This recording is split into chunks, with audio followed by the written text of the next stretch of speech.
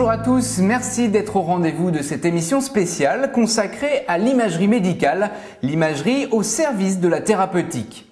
Voir à l'intérieur du corps humain, c'était le rêve d'Hippocrate, un rêve qui se concrétise chaque jour un peu plus depuis la découverte au 19e siècle d'un rayon alors inconnu, le rayon X.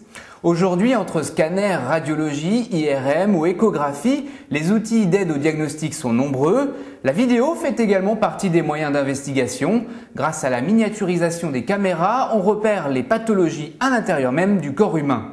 C'est d'ailleurs le cas avec la PillCam, technique d'endoscopie vidéo-capsulaire. Le patient ingère une capsule qui va filmer le tractus digestif dans l'intestin grêle.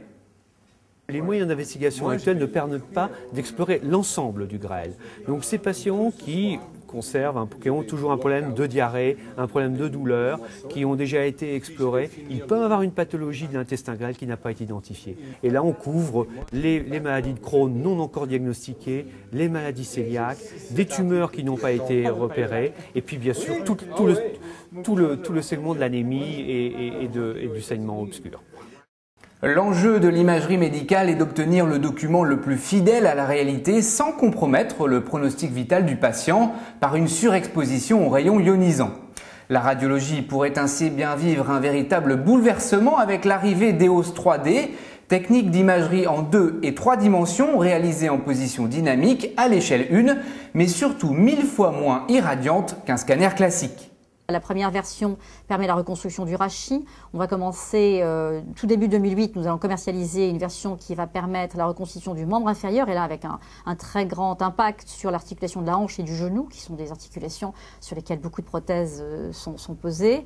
Et puis nous allons étendre ensuite ceci, également avec des notions non seulement de caractérisation morphologique et morphométrique, mais également des notions de caractérisation de la qualité du tissu osseux, particulièrement avec l'adjonction de fonctions de densité de minéral osseuse qui vont permettre d'apprécier la qualité osseuse en même temps que l'architecture osseuse.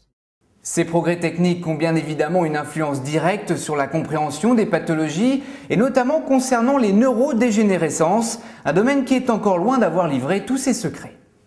D'une part, le cerveau, c'était quelque chose d'extrêmement compliqué. C'est un réseau de neurones qui s'entrecroisent, qui sont tous animés par de très nombreux neurotransmetteurs qui rendent ce réseau très difficile. Et d'autre part, c'est un réseau qui est difficile à étudier puisqu'il se situe dans la boîte crânienne et donc, à la différence de beaucoup d'organes, c'était quand même beaucoup plus difficilement accessible à de nombreuses techniques d'évaluation. C'est pour ça qu'on a probablement pris pas mal de retard par rapport à d'autres domaines thérapeutiques ou d'autres domaines diagnostiques en médecine. C'est plus difficile à étudier que le reste. Maintenant, avec toutes les nouvelles techniques d'imagerie, que ce soit l'IRM, que ce soit toutes les techniques de médecine nucléaire, la tomographie par émission monophotonique ou par émission de positons, permettent quand même d'accéder au cerveau. Ces techniques sont d'ailleurs utilisées au Neurospin, centre de recherche en imagerie du cerveau humain, installé au CEA d'Orsay. Neurospin est équipé d'IRM. Dans le champ magnétique. Alors le champ magnétique de l'IRM, c'est finalement ce qui permet de quantifier la puissance de l'imageur.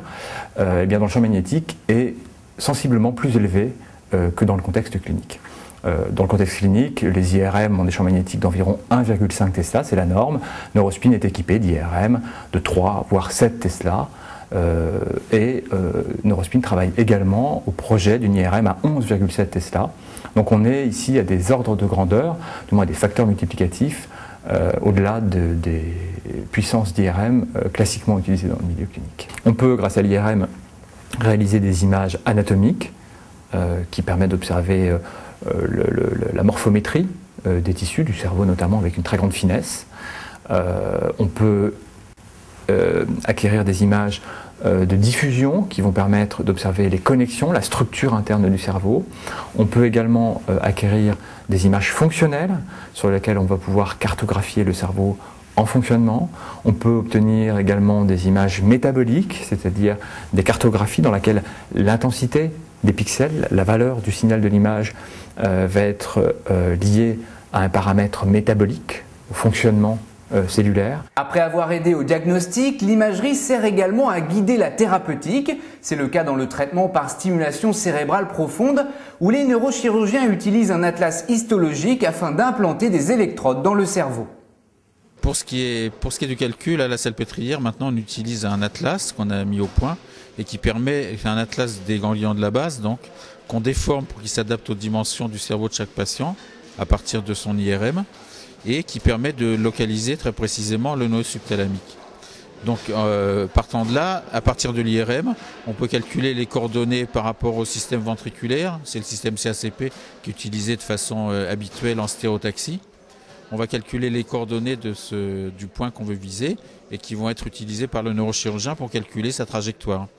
Les cardiologues utilisent quant à eux la cartographie électroanatomique en 3 dimensions afin de repérer les circuits de tachycardie et de diriger la thérapeutique par application de radiofréquences. Ça fait partie des techniques innovantes en rythmologie qui existent depuis une dizaine d'années et qui sont en perpétuelle évolution. On a cette machine depuis 2 ans et c'est déjà la 3e version. Grande utilité de ce système, c'est pour traiter le trouble du rythme dont on parle beaucoup aujourd'hui, c'est la fibrillation auriculaire. C'est un trouble du rythme qui est extrêmement fréquent et très invalidant et pour lequel les médicaments finissent par avoir une efficacité limitée.